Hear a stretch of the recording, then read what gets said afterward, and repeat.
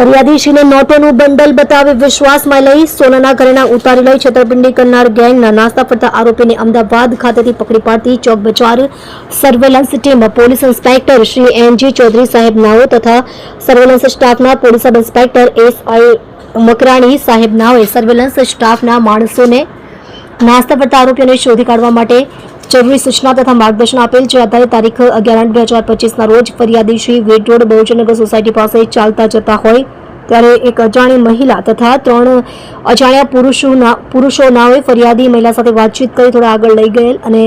ફરિયાદી મહિલા સહિત તમામ ફૂટપાથ ઉપર નીચે બેસી એક ઈસમ તેની પાસે રહેલ નોટોનું બંડલ ફરિયાદી મહિલાને આપી તમારા ઘરેણા પણ કોઈ લઈ જશે તેમ કહી વિશ્વાસમાં લઈ વાતચીત કરતા ફરિયાદી મહિલાએ પહેરેલ